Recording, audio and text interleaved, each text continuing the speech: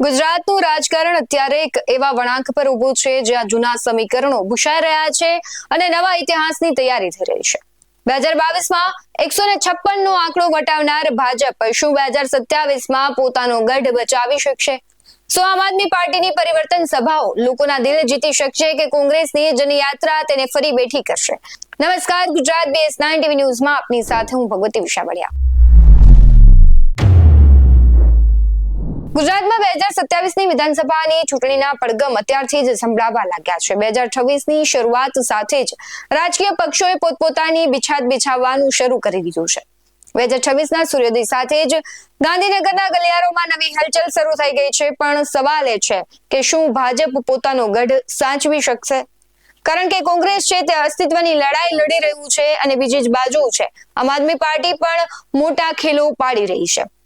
ગુજરાતના રાજકીય રણમેદાનની જ્યાં દાવ પર છે દિગ્ગજોની પ્રતિષ્ઠા, ત્યારે કોની પ્રતિષ્ઠા છે તે સચવાશે અને કોની છીનવાશે તેના વિશે જ વિડીયોમાં વાત કરવી છે।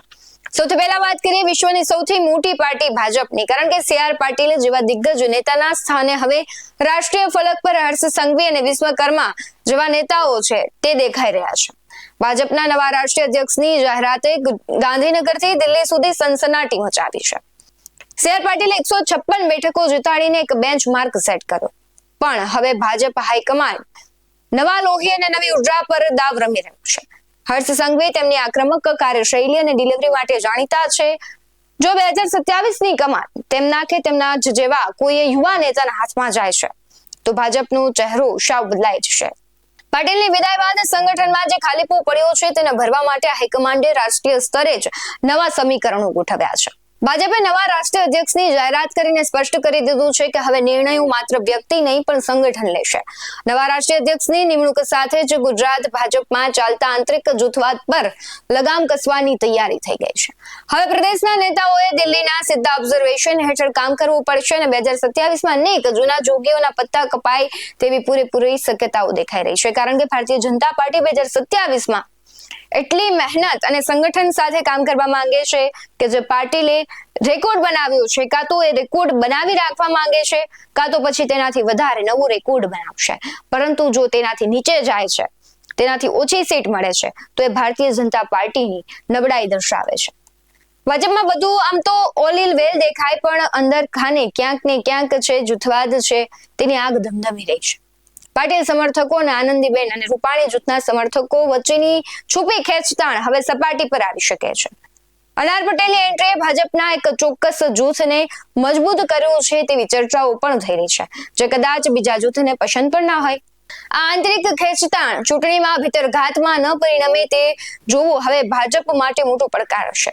અને સવાલ પણ એ થઈ રહ્યો છે કે 2027માં કેટલી અસર થશે આ બધી ઘટનાઓની અને કોને લાભ થશે? જો ભાજપ જૂથવાદ ડામવામાં સફળ રહે છે તો તેને જંગી બહુમતી મળશે, પણ જો અસંતોષ વધ્યો તો વિરોધ પક્ષો આ તકનો ફાયદો ઉઠાવી ટાપીને જ બેઠા છે। અને ક્યાંક ભાજપ છે ફરી એક વખત જ્ઞાતિવાદને હિન્દુત્વ અને વિકાસના આવરણ નીચે ઢાંકવાનો પ્રયાસ કરશે, જેમાં વિશ્વકર્મા જેવા ચહેરાઓ સોશિયલ મીડિયા અને યુવાનોમાં બુસ્ટર ડોઝ સાબિત થશે। સાથે જ ભાજપ માટે મોટો પડકાર પણ છે, કારણ કે 30 વર્ષની વધુ શાસન પછીની એન્ટી ઇન્કમ્બન્સી છે અને કાર્યકરોમાં જે વ્યાપેલો અસંતોષની લાગણી છે તેને ડામવા માટે પણ તેમને ખૂબ મહેનત કરવી પડશે। ભારતીય જનતા પાર્ટી ત્યારે શિસ્તબદ્ધ પાર્ટી કહેવાય છે, વિશ્વની મોટી પાર્ટી છે, પરંતુ ત્યાં પણ આંતરિક જૂથવાદો છે, એ ટીમ, બી ટીમ, સી ટીમ એવી રીતના ટીમો કામ કરી રહી છે। આ ટીમોને લઈને જે નિર્ણયો લેવામાં આવે છે તેને લઈને હવે ભારતીય જનતા પાર્ટીને કેટલું નુકસાન થાય છે, ફાયદો થાય છે અને 2027માં ભારતીય જનતા પાર્ટી નવો રેકોર્ડ બનાવશે કે કેમ? તમારું શું માનવું છે તે કમેન્ટ બોક્સમાં જરૂરથી જણાવજો। બાકી આવા જ વધુ અહેવાલો સાથે ફરી મળતા રહીશું। તમે અમારી YouTube ચેનલને સબસ્ક્રાઇબ કરવાનું, અમને Facebook અને Instagram પર ફોલો કરવાનું ભૂલશો નહીં। બાકી અમને અપડેટ્સ મેળવવા માટે આપ જોતા રહો BS9 ન્યૂઝ। નમસ્કાર।